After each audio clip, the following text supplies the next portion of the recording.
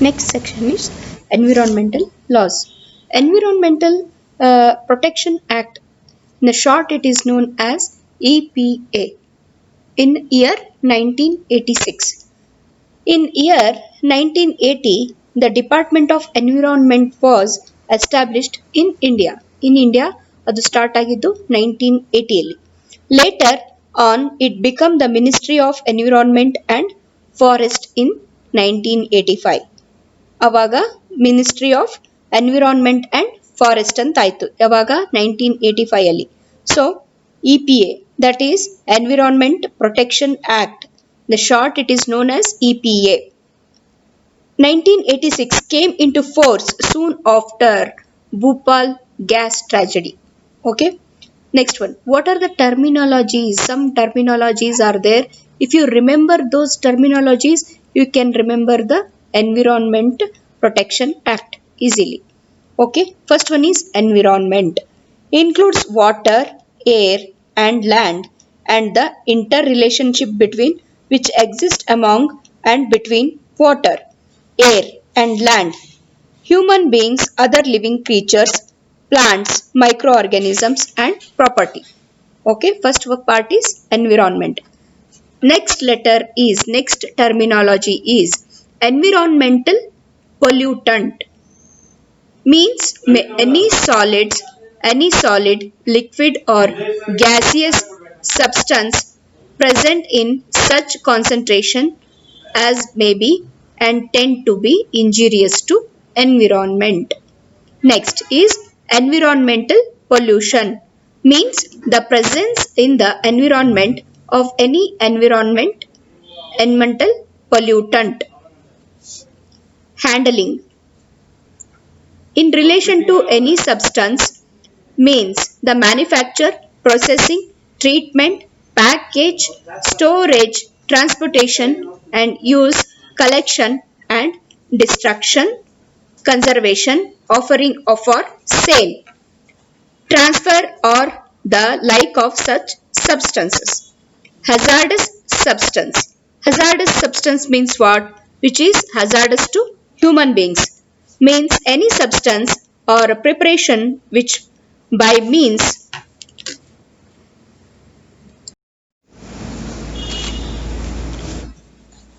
next one is environmental pollution. Means the presence of environment of any environmental pollutant which is present in the environment. So it will cause the environment pollution. Next one is handling. In relation to any substance means manufacture, processing, treatment, package, storage, transportation, use, collection and destruction. Next comes hazardous substance. Means any substance or a preparation of which by reason of its chemical or a psychochemical properties or handling is liable to cause harm to human beings. Okay. Occupier. In relation to any factory or a premises means a person who has control over the affairs of factory or premises and includes the relation to any substance. Next comes general powers of central government. On this, what central government is having the powers. Power of central government to take a measures to protect the improve the environment. So next one is appointment of officer and their powers and functions. Next is power to give direction. Rules to regulate environmental pollution. What are the rules to regulate the environmental pollution? We should know that. The standards of quality of air, water or soil for various areas and purposes.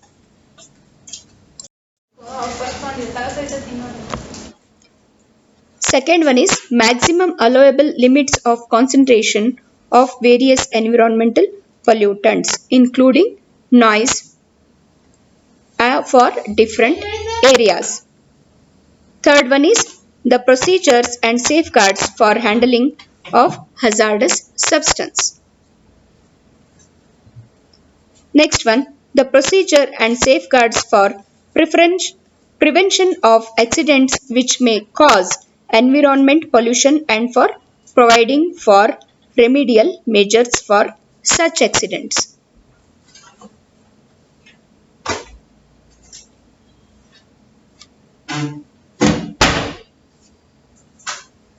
Prevention and control of environmental pollution. What it is?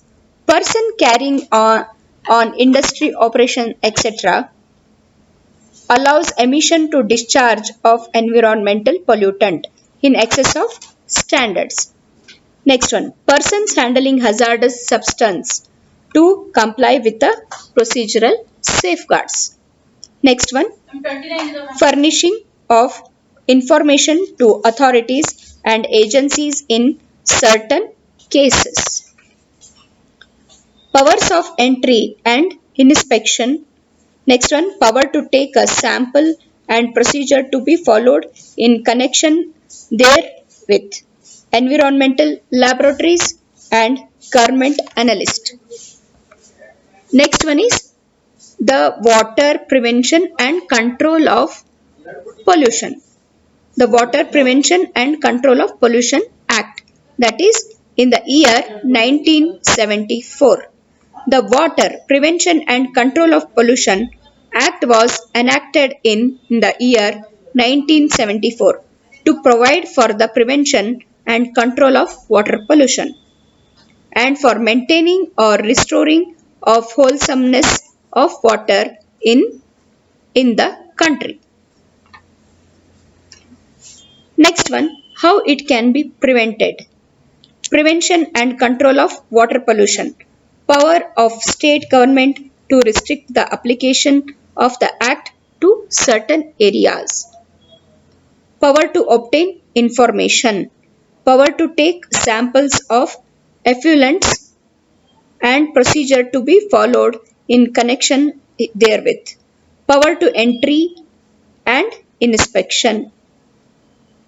Refusal or withdrawal of consent by the state board. It is having the international agreements. So what kind of the international agreements will come across here? Montreal Protocol and Kyoto Protocol. What is meant by both? Montreal Protocol first, that is an agreement signed by all UN members concerning the role humans play in the destruction of a stratospheric ozone layer. After being signed in 1987 and put into the action in 1989, the Montreal Protocol has been successful in phasing out the use of dangerous CFC, that is aerosol chemicals, and preventing further damage to the ozone layer. Next one is Kyoto Protocol. Kyoto Protocol of 1997 is probably the most well known of UNFCCC updates concerning climate change. Next comes Convention on Biological Diversity, CBD. Convention of Biological Diversity is an international convention whose focus is on preserving global biodiversity in the age of genetically modified organisms. The protocol describes guidelines for transporting living things that have been genetically modified or are otherwise the results of biotechnology to avoid potential ecosystem disruption or endangering human health. Next comes natural reserves. That is natural reserve andre enu? Natural reserve also known as natural reserve, bioreserve, ಇನ್ನೊಂದು ಹೆಸರು natural preserve, natural conserve. These are all considered as natural reserve. Natural reserve ಅಂದ್ರೆ ಏನು correct ಆಗಿ ತಿಳ್ಕೊಬೇಕಲ್ಲ ನಾವು, ಹಂಗಂದ್ರೆ ಏನು ಅಂತ. So it is nothing but an area of land protected by the government so that plants and animals can live there without being harmed. It is known as natural reserve. Next comes national park. National park, an area countryside, occasionally sea or freshwater, protected by the state for the enjoyment of the general public or preservation of wildlife. Some of the top national parks and wildlife sanctuaries in India. Let us see. Jim Corbett National Park, that is present in Uttarakhand. Next one is Periyar National Park, that is in Kerala. Next one, Kaziranga National Park, that is in Assam. Next one, Madumalai National Park, that is in Tamil Nadu. Next one, Gir National Park. It is famous for tigers, as all we know. Next one, Bandipura National Park, that is in Karnataka. Nagarhole National Park, that is in Karnataka. Bhadra Wildlife Sanctuary, that is in Karnataka. Dandeli Wildlife Sanctuary, that is in Karnataka. So next comes sanctuary, wildlife sanctuary andre ಏನು ತಿಳ್ಕೋಣ.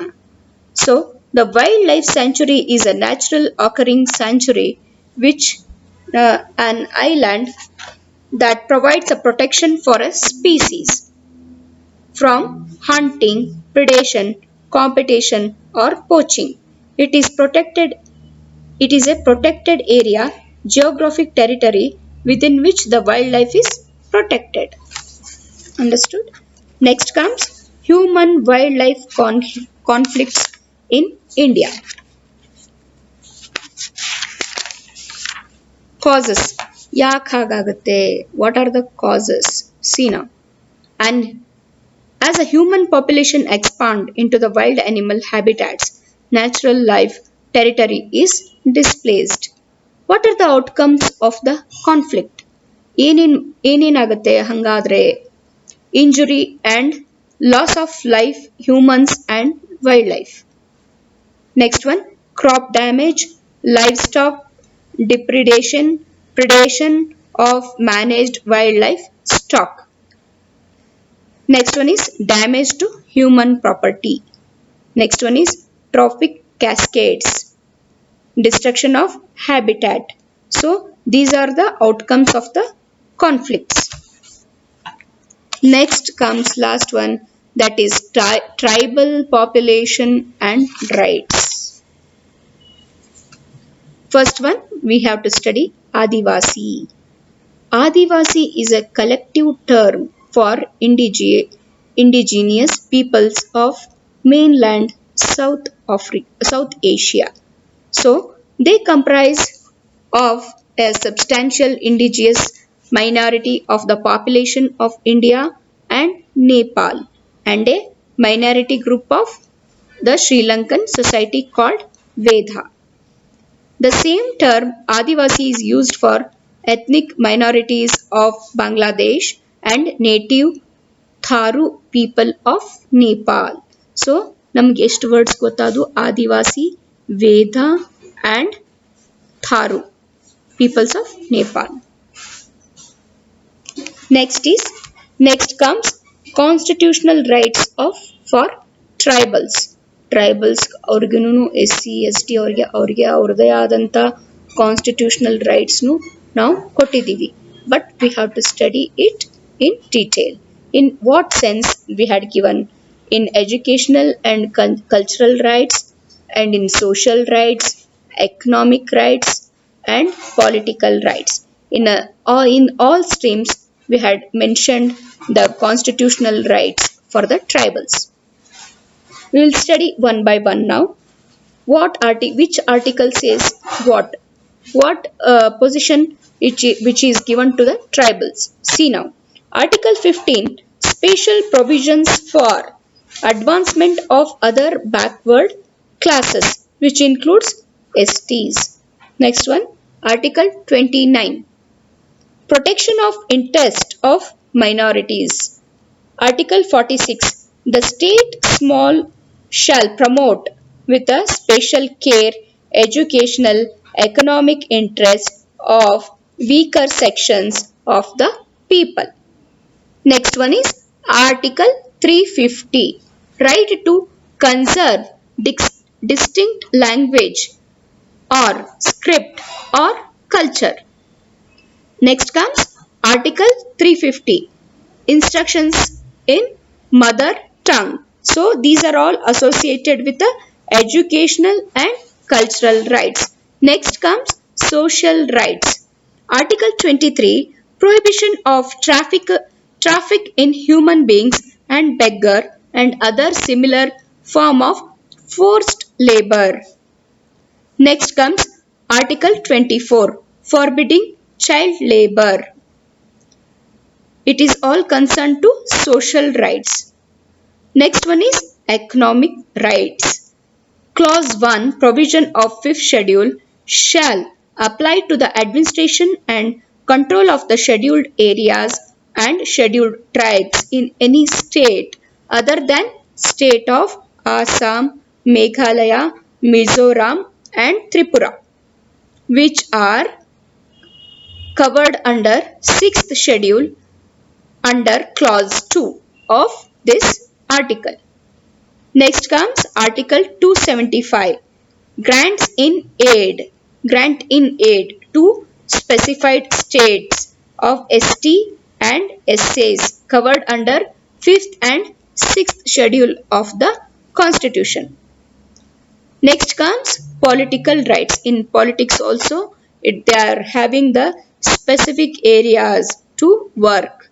That is Article 164(1) provides the tribal affairs minister in Bihar, MP and Orissa. Next one is Article 330. 330, that is reservation of seats for STs in Lok Sabha. Lok Sabha ಒಳಗೂ ಅವ್ರಿಗೊಂದು seat reserved ಇರುತ್ತೆ.